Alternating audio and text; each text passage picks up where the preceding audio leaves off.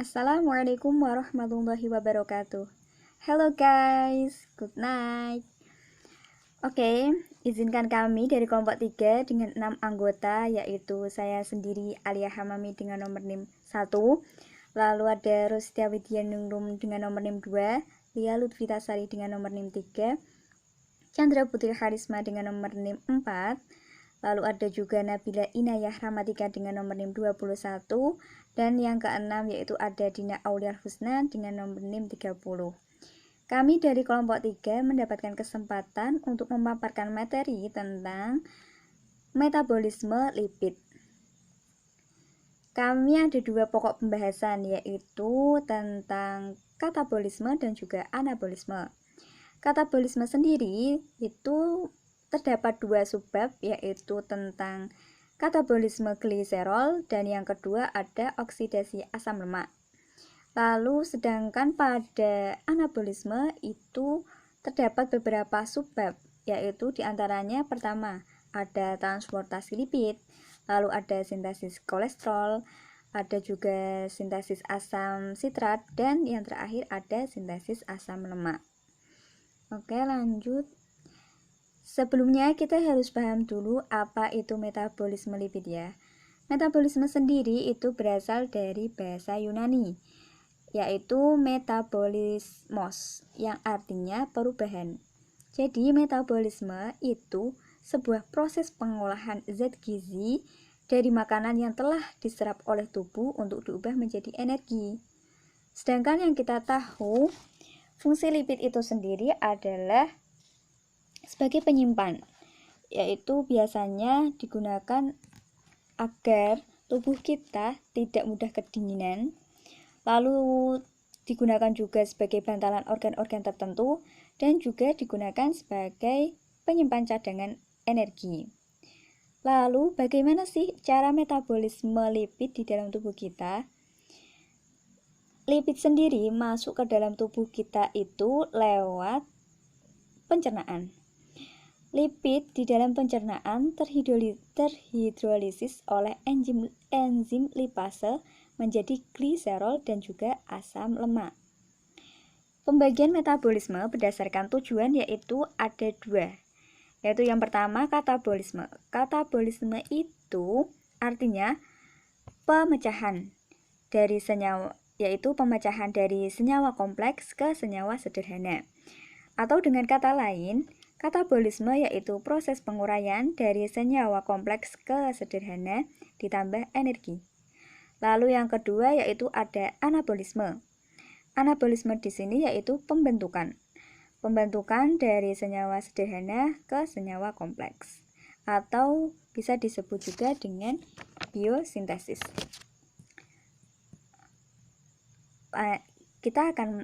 Kita langsung masuk ke sub pembahasan yang pertama ya, yaitu tentang katabolisme gliserol.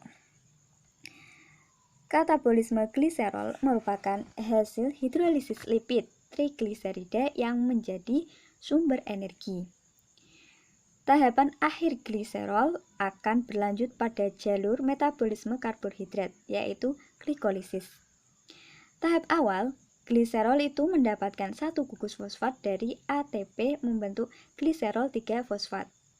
Lalu senyawa ini masuk ke dalam rantai respirasi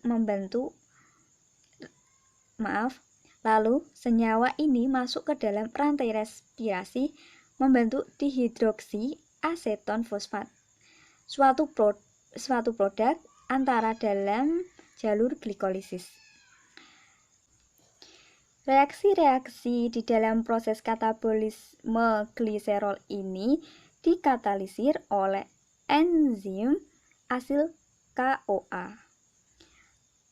Lalu selanjutnya yaitu sub tentang oksidasi asam lemak yang akan disampaikan oleh rekan saya. Kepadanya saya persilahkan.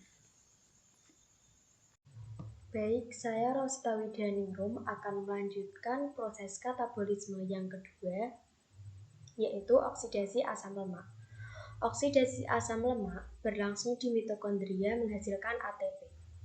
Untuk memperoleh energi, asam lemak dapat dioksidasi dalam proses yang dinamakan oksidasi beta. Sebelum dikatabolisir dalam oksidasi beta, asam lemak harus diaktifkan terlebih dahulu menjadi asil CoA. Dengan adanya ATP dan koenzim A, asam lemak diaktifkan dengan dikatalisir oleh enzim asil CoA sintetase atau enzim teokinase. Selanjutnya yaitu tahap-tahap aktivasi asam lemak menjadi asil CoA. Yang pertama, asam lemak bebas diaktifkan menjadi asil CoA dengan dikatalisir oleh enzim teokinase.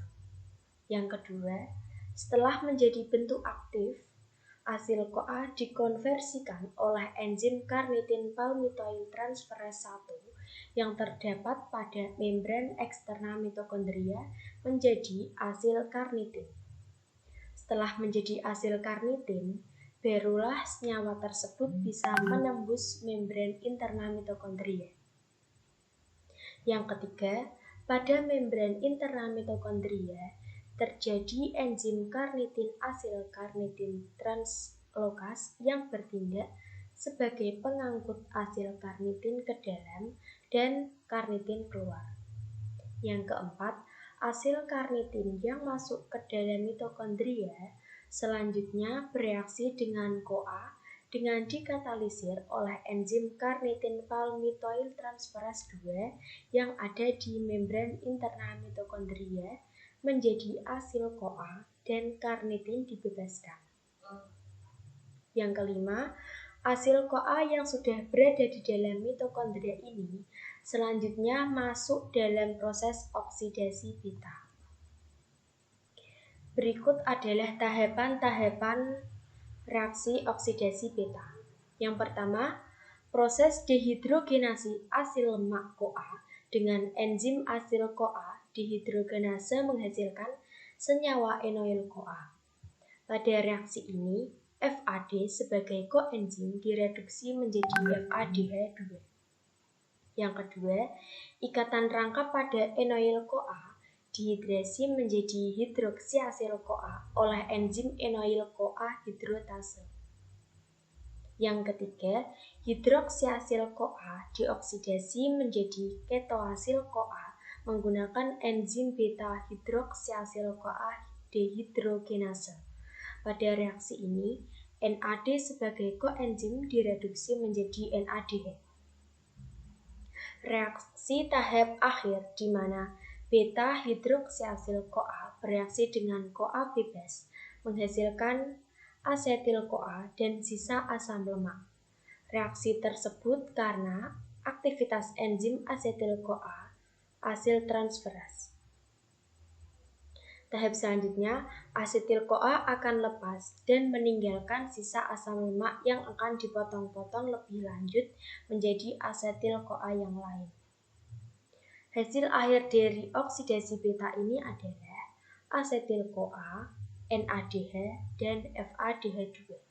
Presentasi selanjutnya akan dilanjutkan oleh teman saya. Selanjutnya yaitu anabolisme. Dalam anabolisme terdapat transportasi lipid, sintesis asam sitrat, sintesis asam lemak, dan yang terakhir yaitu sintesis kolesterol. Yang pertama yaitu transportasi lipid. Lipid tidak larut dalam darah sehingga perlu ditransport dalam sirkulasi oleh pengangkut yang larut dalam air. Lipid diangkut oleh transport khusus seperti protein, albumin, serum, dan partikel lipoprotein. Asam lemak bebas berikatan dengan albumin, TAG, PL, dan kolesterol berbentuk partikel bersama lipoprotein. Dalam transportasi lipid terdapat 4 jalur, yaitu yang pertama asam lemak dari jaringan adiposa ke jaringan lain dengan albumin. Yang kedua yaitu lipid dari makanan dari usus ke jaringan lain atau kilomikron. Dan yang ketiga yaitu lipid yang disintesis dalam tubuh atau endogen dari hati ke jaringan lain, VLDL atau Very Low Density Lipoprotein atau LDL Low Density Lipoprotein atau yang disebut dengan kolesterol jahat. Dan yang terakhir yaitu reverse transfer kolesterol dari jaringan ekstrahepatik ke hati untuk diekskresi oleh empedu atau HDL atau yang disebut high density lipoprotein. Baik, terima kasih Mbak Lia. Di sini saya Chandra Putri Harisma NIM 04 akan menjelaskan mengenai sintesis asam sitrat. Siklus ini terjadi dalam membran dalam mitokondria. Tahapan-tahapannya yang pertama itu asetil-CoA memasuki siklus dengan mengadakan kondensasi dengan oksaloasetat membentuk sitrat. Lalu energi yang diperlukan untuk menjalankan reaksi ini disediakan oleh ikatan teoester berenergi tinggi. Selanjutnya sitrat diubah menjadi isositrat. Kemudian secara dekarboksilasi oksidatif membentuk alfa ketogutarat dan CO2. Sedangkan NAD direduksi menjadi NADH. Lalu alfa ketogutarat juga mengalami dekarboksilasi oksidatif. Hasil reaksi ini adalah suksinil-CoA, CO2 dan NADH. Enzim yang katalis reaksi alfa ketogutarat dehidrogenase merupakan kompleks multienzim yang sangat mirip dengan piruvat dehidrogenase dalam struktur dan mekanisme kerjanya. Hasil suksinil-CoA mengandung ikatan teoester berenergi tinggi. Lalu pada reaksi selanjutnya, suksinat dilepaskan dari CoA dan energi bebas dari ikatan teoester digunakan untuk membentuk guanosin trifosfat atau GTP. GTP ini berperan pada pembentukan ATP dengan memindahkan gugus fosforil terminalnya pada ADP. Jadi, siklus asam sitrat mempunyai satu reaksi fosforilasi tingkat substrat. Lalu pada reaksi selanjutnya, suksinat diubah menjadi fumarat. Fumarat ini mengalami hidrasi membentuk malat, dan malat kemudian dioksidasi menjadi oksaloasetat pada reaksi yang menghasilkan NADH lain.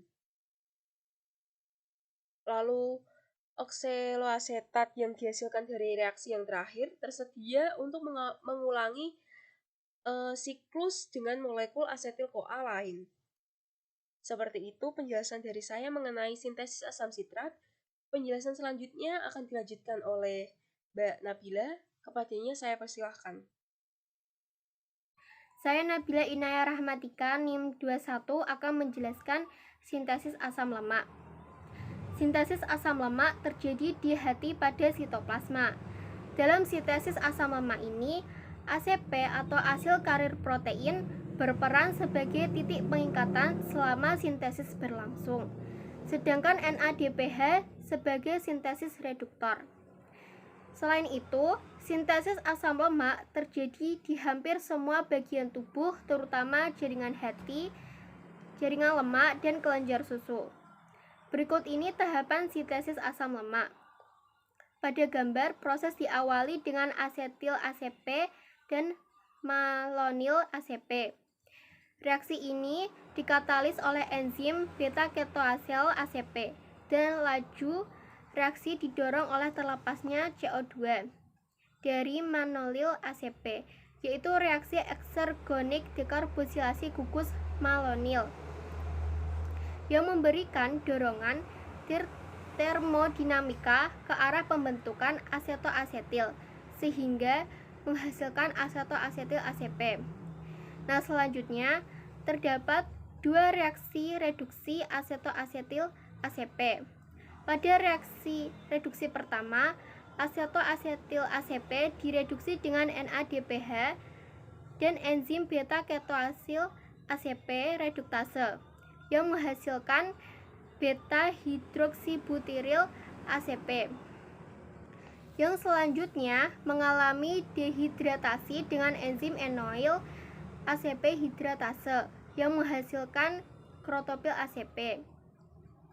Lalu selanjutnya reaksi reduksi yang kedua adalah hidrogenasi krotonil ACP dengan enzim enoil ACP reduktase yang menghasilkan butiril ACP. Nah, Reaksi ini menggunakan NADPH/NADP+ sebagai sistem koenzimnya. Baiklah, materi selanjutnya akan disampaikan rekan saya, Mbak Gina. Baik, terima kasih. Saya Dina Aulia Husna, NIM 30, akan melanjutkan presentasi. Di sini saya akan menjelaskan tentang sintesis kolesterol. Sintesis kolesterol memerlukan asetil-CoA. Sel jaringan terdapat kolesterol baik dengan mensintesis sendiri atau endogen atau dari LDL atau eksogen.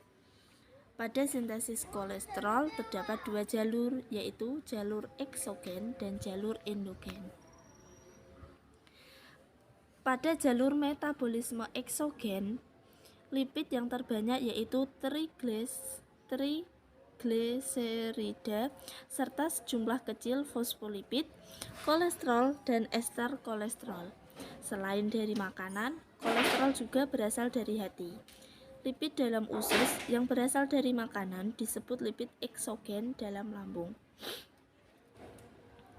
Lipid mengalami emulsifikasi oleh empedu menjadi partikel lebih kecil sehingga enzim pencernaan dapat bekerja.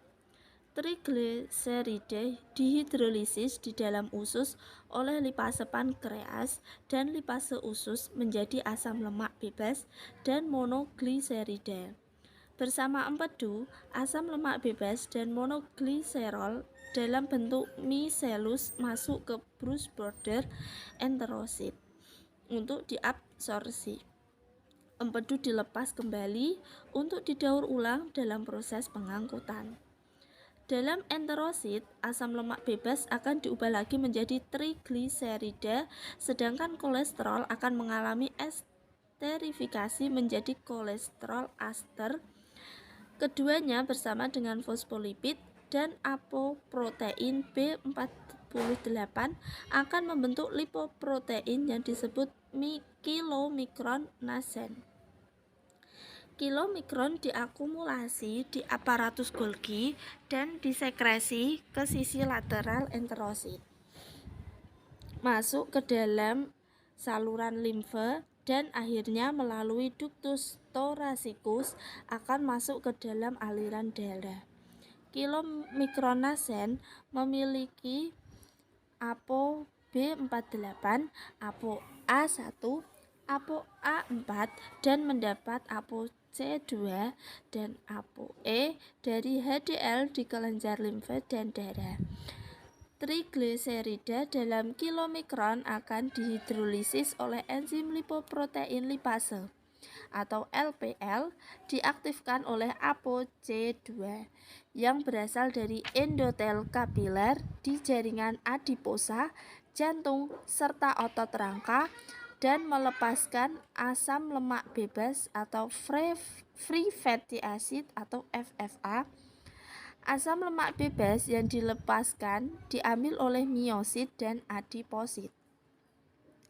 Dioksidasi untuk menghasilkan energi atau diesterifikasi dan disimpan sebagai trigliserida dalam jaringan adiposa. Bila asam lemak bebas terdapat dalam jumlah besar, sebagian akan diambil oleh hati menjadi bahan pembentuk trigliserida. Kilomikron yang kehilangan sebagian besar trigliseridanya akan menjadi kilomikron remnan yang mengandung kolesterol ester dan akan dibawa ke hati melalui ligan ApoE. Remnan kilomikron kaya akan kolesterol ester dan merupakan komponen lipid utama pada lesi aterosklerosis yang dapat masuk ke subendotel dan selanjutnya difagositosis oleh makrofag. Remnan kilomikron dibersihkan dari plasma oleh reseptor lipoprotein dan akhirnya diambil dan degradasi oleh hepatosit. Pembersihan plasma termasuk sekuestrasi dalam celah oleh heparan sulfat proteoglikan. keterlibatan LPL dalam proses lebih lanjut dan mengikat sel permukaan, dan diinternalisasi yang dimediasi oleh heparan sulfat proteoglikan. Selanjutnya yaitu jalur endogen. Deposit lipid dalam hepatosit dimetabolisme menjadi trigliserida dan kolesterol ester. Trigliserida hati dengan komponen lain VLDL, trigliserida dan fosfolipid yang digunakan untuk pembentukan VLDL disintesis dalam retikulum endoplasma. Selanjutnya masuk ke aparatus Golgi, menyatu dengan permukaan lumen hematosit, melepaskan VLDL ke celah Dise, dan masuk ke kapiler jaringan adiposa dan otot sebagai lipoprotein VLDL nasen dengan ApoB 100/9. Lipoprotein VLDL terdiri dari 85-90% lipid yang di dalamnya terkandung 55% trigliserida, 20% kolesterol, 15% fosfolipid, dan 10-15% protein. Apoprotein ApoB100 merupakan bentuk hepatik dari ApoB. Selain itu, VLDL juga berisi ApoE dan ApoCS yang didapat dari HDL dalam sirkulasi. Trigliserida VLDL akan dihidrolisis oleh enzim lipoprotein lipase atau LPL dan hepatik lipase atau HL menjadi asam lemak bebas. Lipoprotein VLDL dikonversi ke IDL yang hanya mengandung ApoB dan ApoE. Lipoprotein IDL dapat diambil dari reseptor LDL. Lipoprotein IDL dengan ApoE normal dihidrolisis oleh LPL dan HL menjadi LDL. Lipoprotein LDL merupakan lipoprotein yang paling banyak mengandung kolesterol dan merupakan produk akhir dari hidrolisis VLDL yang dimediasi lipase. Sekitar 70% kolesterol plasma total terdapat di dalam LDL. Lipoprotein LDL terdiri dari 75% lipid yang terdiri dari 35% kolesterol ester, 10% kolesterol bebas, 10% trigliserida, 20% fosfolipid, dan 25% protein. Sebagian kolesterol LDL akan dibawa ke hati dan jaringan steroidogenik lainnya seperti kelenjar adrenal, testis, dan ovarium yang mempunyai reseptor kolesterol LDL dimediasi oleh ApoB100. Lipoprotein LDL didegradasi di hepatosit dan akan melepaskan kolesterol yang digunakan untuk biosintesis VLDL dan sintesis membran atau menjadi prekursor biosintesis asam empedu. Asam empedu dan kolesterol bebas dibawa ke kantong empedu.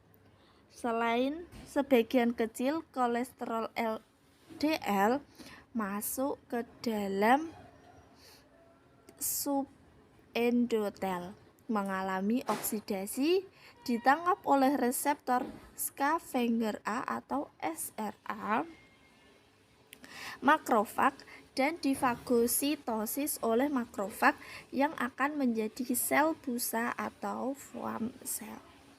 Makin banyak kadar kolesterol LDL dalam plasma, maka makin banyak yang akan mengalami oksidasi dan ditangkap oleh makrofag. Jumlah kolesterol yang akan teroksidasi tergantung dari kadar kolesterol yang terkandung dalam LDL.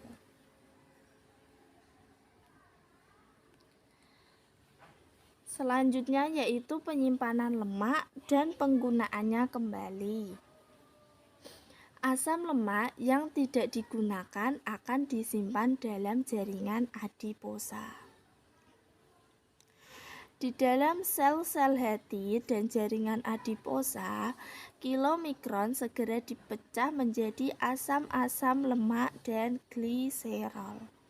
Selanjutnya, asam-asam lemak dan gliserol tersebut dibentuk kembali menjadi simpanan trigliserida. Proses pembentukan trigliserida ini dinamakan esterifikasi.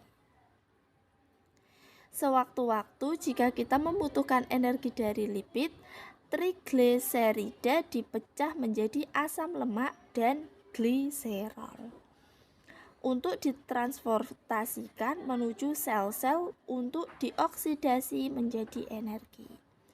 Proses pemecahan lemak jaringan ini dinamakan lipolisis.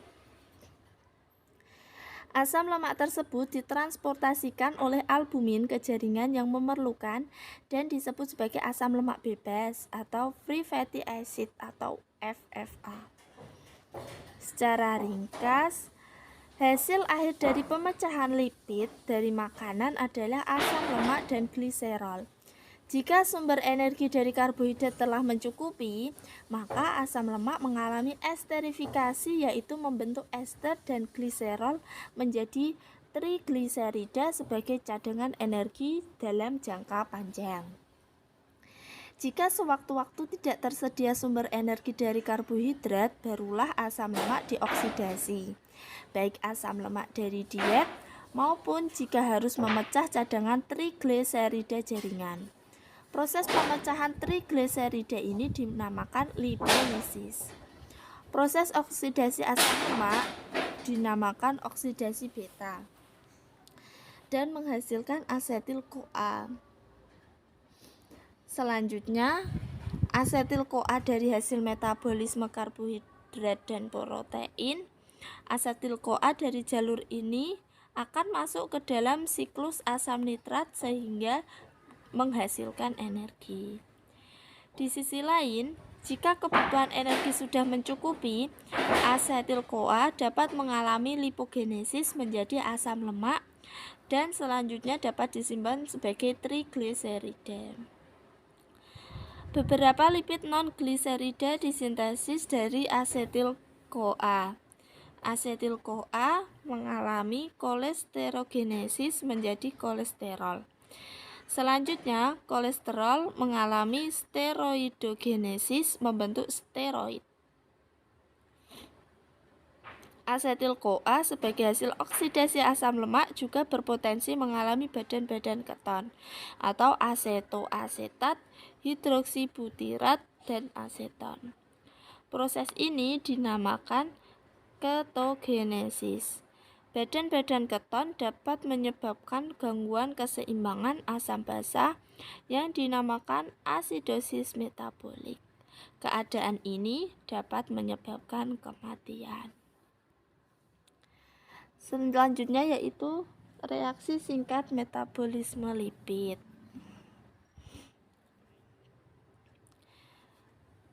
Metabolisme gliserol. Gliserol sebagai hasil hidrolisis lipid atau trigliserida dapat menjadi sumber energi.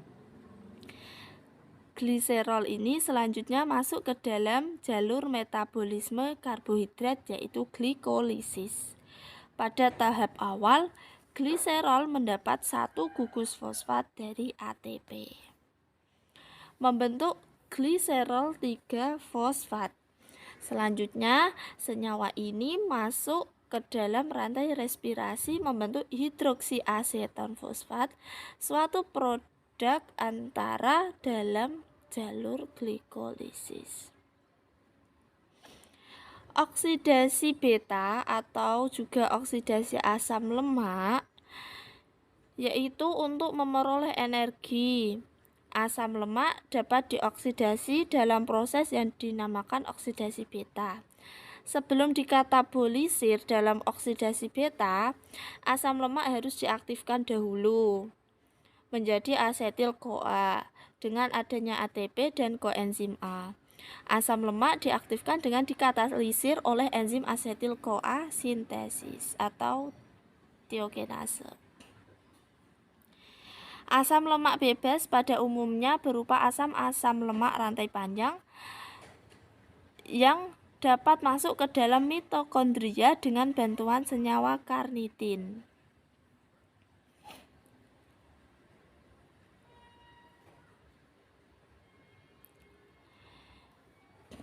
Langkah-langkah masuknya asetil-CoA dalam mitokondria sebagai berikut, yaitu 1. Asam lemak bebas atau FFA diaktifkan menjadi asetil-CoA dengan dikatalisir oleh enzim tiokinase.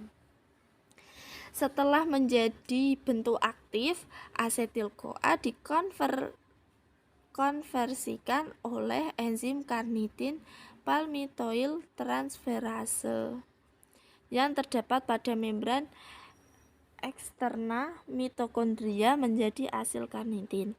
Setelah menjadi asil karnitin, barulah senyawa tersebut bisa menembus membran interna mitokondria. Pada membran interna mitokondria terdapat enzim karnitin asil karnitin translokase yang bertindak sebagai pengangkut asil karnitin ke dalam dan karnitin keluar. Asil karnitin yang masuk ke dalam mitokondria selanjutnya bereaksi dengan asetil-CoA dengan dikatalisir oleh enzim karnitin palmitoid transferase 2 yang ada di membran interna mitokondria menjadi asetil-CoA dan karnitin dibebaskan. Asetil-CoA yang sudah berada dalam mitokondria selanjutnya masuk dalam proses oksidasi beta. Dalam oksidasi beta, asam lemak masuk ke dalam rangkaian siklus dengan 5 tahapan proses. Diangkat 2 atom C dengan hasil akhir berupa asetil-CoA. Selanjutnya asetil-CoA masuk ke dalam siklus asam nitrat. Dalam proses oksidasi ini, karbon beta asam lemak dioksidasi menjadi keton.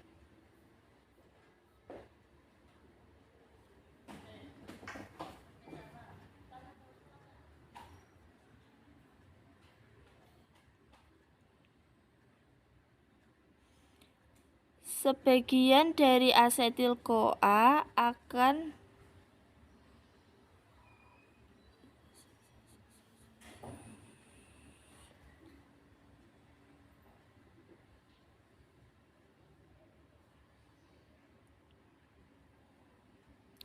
dalam satu oksidasi beta dihasilkan energi 2P dan 3P sehingga total energi dari satu oksidasi beta adalah 5P. Karena pada umumnya asam lemak memiliki banyak atom C, maka asil CoA yang masih ada akan mengalami oksidasi beta kembali dan kehilangan 2 atom C karena membentuk asetil-CoA. Demikian seterusnya hingga hasil yang terakhir yaitu 2 asetil-CoA. Asetil-CoA yang dihasilkan oleh oksidasi beta selanjutnya akan masuk dalam siklus asam nitrat. Sebagian dari asetil-CoA akan berubah menjadi asetoasetat yang akan berubah menjadi hidroksibutiran dan aseton. Asetoasetat, hidroksibutiran dan aseton dikenal sebagai badan-badan keton. Proses perubahan asetil-CoA menjadi benda-benda keton dinamakan ketogenesis.